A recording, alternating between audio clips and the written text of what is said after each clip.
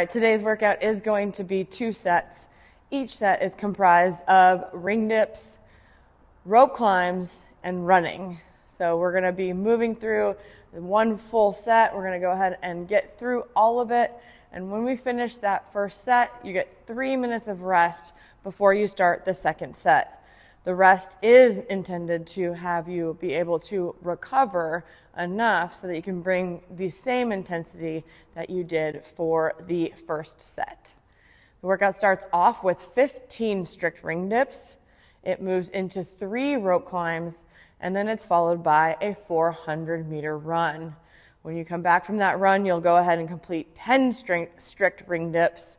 You'll have 2 rope climbs, and then a 200-meter run. When you finish that 200-meter run, you're going to look at the clock, and you'll rest 3 minutes. Once the rest is over, you'll go ahead and start and do all of that again. Now, today, if we need to, we can go from strict ring dips to strict bar dips as our scale. We can also apply a band to our bar, looping one end over the top of each handle, and then placing your foot into the band. I'd rather not see knees in the band because that's not how a dip will actually be performed when you have the strength to do it. And then from here, we're going to make sure that we go ahead and with a nice solid body position, go down. Our shoulders go over our thumbnails, and our body is going to get into the low portion of the dip. The hips are going to travel underneath the bar, and then we're going to come right back up.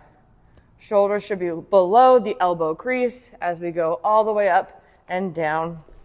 Make sure you choose a band that's not going to be too assisted. You don't want to be throwing yourself up and down without control.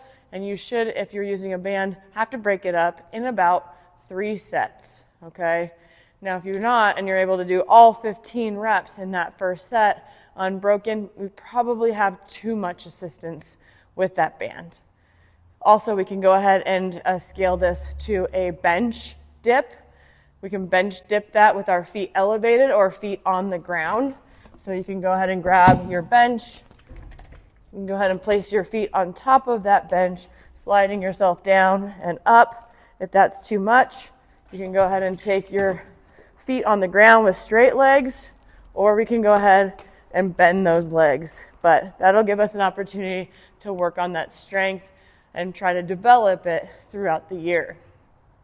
If we're scaling the rope climbs today, we can go ahead and scale the rep. If you have rope climbs all the way up, you can go from 3 to 1 each time. So each time, whether it's the 3 set or the 2 set of rope climbs, you can do 1. You can also do 1 to the 10-foot target and try to get up kind of halfway or a little bit more than halfway up the rope.